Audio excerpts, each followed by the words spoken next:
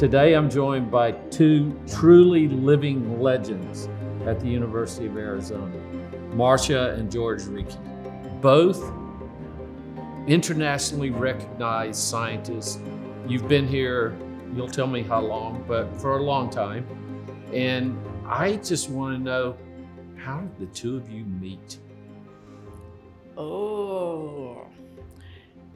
We met because I applied for a job here as a postdoc, and this gentleman hired me. Well, that's not right. You came here as a graduate student. Well, you And- loaned me a telescope to use as a Yes. graduate student. And you would show up there with the helmet on and all that, and I had to show you how to point the telescope. Yep. And But wait. You were already here. I was here. And how did you get to Arizona? Well, I came down with the Smithsonian Astrophysical Observatory to work on Mount Hopkins to look for really high energy gamma rays, and we never found any. So it was a dead end thing to do as a graduate student. But I happened to come down and talk to Frank Lowe, who was the, quote, father of infrared astronomy. And he was having a furious argument with another gamma ray astronomer that I was going to go to work for. And so when I got in to talk to Frank, I said, hey, that's what a coincidence. I'll be working for that guy in 6 months. And Frank said, you want a job? Wow. That's what how I year got was it. that, George?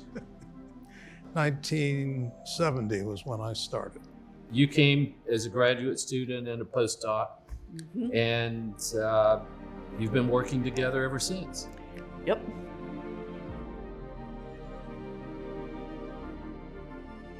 So telling you what a strange accident was that I got a job here, my professional timing was superb because infrared astronomy was very rudimentary at that point, and I came in right when it took off. And it's now sort of the forefront of astronomy. But back then, it was this funny little backwater that astronomers look at as askance, say, what are they doing?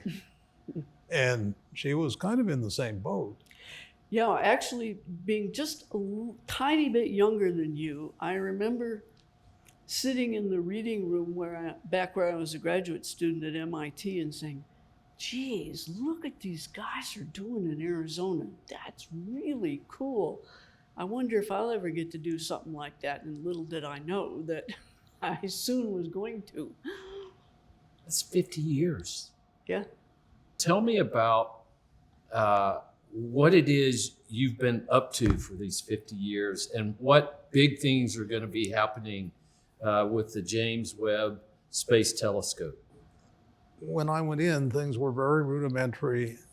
We worked with a single detector. So if I took a picture of you, I'd have to take thousands of images with my single detector. And since then, it's just been a story of building bigger and grander instruments with more technology. So now we have great big detector arrays. Marcia's instrument has 4 megapixel detector arrays in it and a bunch of them. And so you just kind of rode that wave as you went along, building better instruments, doing better science. It was really just an exciting growth, and it never slowed down. And the James Webb Telescope is sort of the ultimate flowering of that growth. It is a 6-meter telescope, 20 feet in diameter.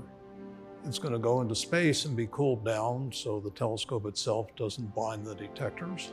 So we've got 4 major international telescope facilities all around us here at the University of Arizona. Why do you put the telescope up in space? Oh, well, he mentioned that the telescope had to be cold or else it would only detect itself.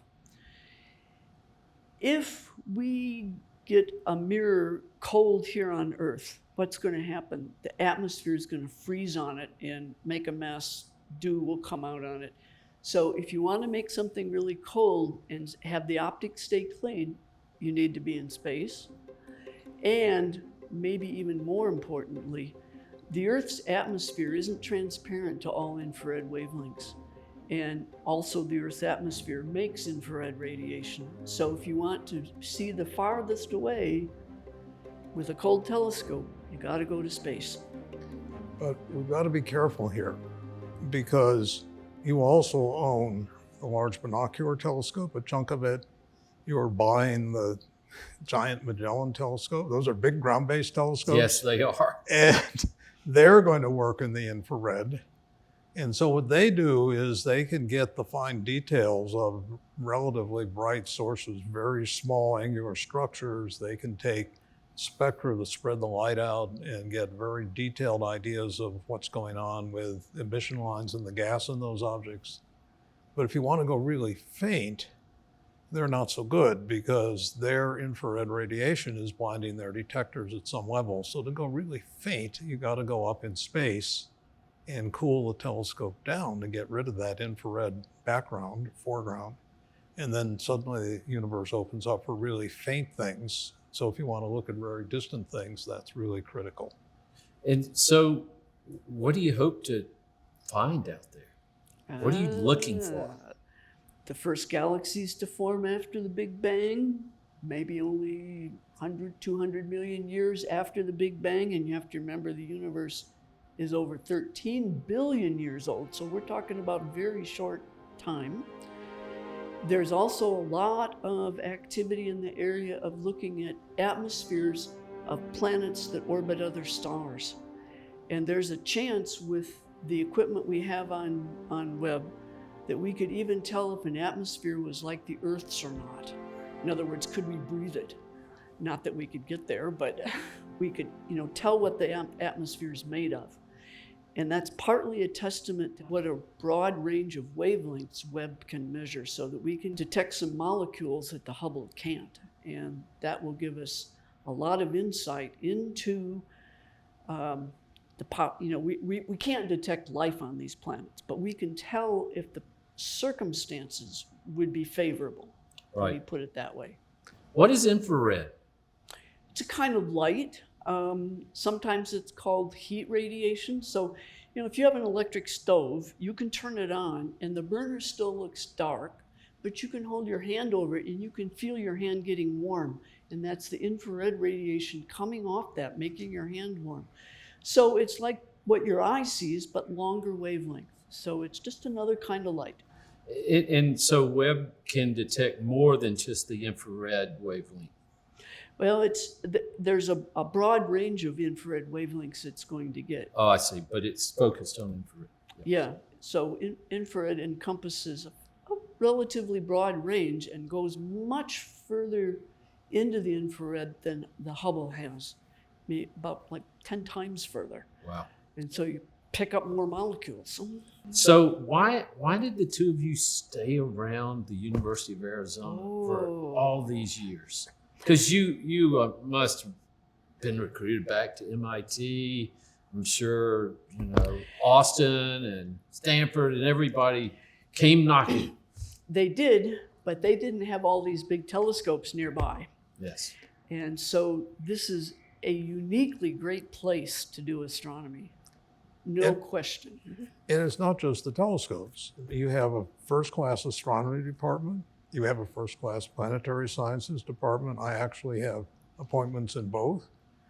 And so there are all kinds of great colleagues to interact with. And so it's a very stimulating atmosphere. And yeah, the telescopes are important, but the people are a little bit more important than that. I think both of you hit on something, annual surveys done, across universities. What's the most important reason why you stay in your job? Money usually is about 3 or 4. If money had been the issue, you would have gone to one of these other places. So you point out to the telescopes and the infrastructure that we have here. But always, the number one reason is because you're colleagues. And the beauty is you had each other. So what better colleagues could you have than each other? And there's a lot of data actually in the academy that partners who are at least in the academy understand the same language. When you sit down to have dinner or you go for your walk or whatever, you're talking the same language. Now, the two of you you're like two heart surgeons working on the same patient. You're very intertwined, but that must have been a great benefit to have your closest friend be your academic partner for all these years. So I have that off a little bit. I mean, you're No, doing no, separate that's- things, or how does it work? It's a real partnership. I wouldn't be the NIRCam PI if he had not been a key help and idea guy for the proposal that we wrote to win the project. And over the years, as we would go to, we used to spend a lot of time at the local telescopes. We'd be gone maybe a week, a month.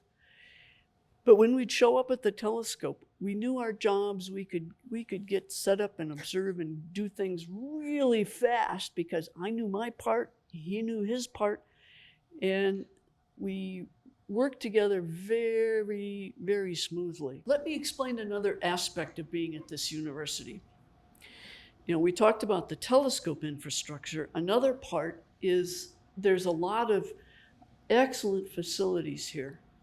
This is a very high quality mock-up, actually made of some spare parts of one of the light sensor packages that's actually going to fly in NIRCam. Obviously this one's, it doesn't have the actual light sensor part, but it has all the other metal parts. This entire structure was designed, assembled, built here on campus. NASA certified our machine shop as A-OK to do this kind of stuff. I don't know if you want to take a look. It's very heavy. And what does this do, Marcia? What is It this? senses the light, and then there's you can see some wires, Yeah. red wires, and those wires take the signals and send them out to another part that converts them into digital, and then a digital image gets sent back to the ground where we can look at it. What else is going to be on the telescope? He's the lead for the mid-infrared instrument with we don't have very sophisticated names, so we call his MIRI instead of saying mid-infrared instrument all the time. There's a near-infrared spectrometer supplied by the European Space Agency, and the Canadians have also contributed an instrument that if you imagine putting a prism across the face of the mouth of your telescope, so everything that you take a picture of is turned into a little spectrum. That doesn't literally put it across the mouth of the telescope, but it does that to the light from the telescope. So the four instruments have slightly different features and so on. You know, the Webb telescope is as big as the multiple mirror telescope on Mount Hopkins, the same basic diameter. Wow. The rocket is only 5 meters across, not 6.5 meters across. You can't have the stuff stick out, so you had to figure out how to fold it up. When Marcia says folded up, that kind of understates how much it's Where folded was up. that telescope? This is in Northrop Grumman and El Segundo over in California. How do you get it there? You put it on a big boat and take it? Yeah. Exactly. So where will this be launched from? From Kourou in French Guiana, because a European contribution is the rocket. Looking at this is just almost a religious experience because so many people, thousands of people, have worked their darndest to produce something that is absolutely perfect, despite the fact that it's absolutely at the edge of what human beings can do. It has to be perfect. And it's just awesome to think of all those contributions of all those people to put this very complicated thing together. And to me, that's part of why you get involved in this. Marcia and George, thank you so much for joining me here today. It was our pleasure. Mhm.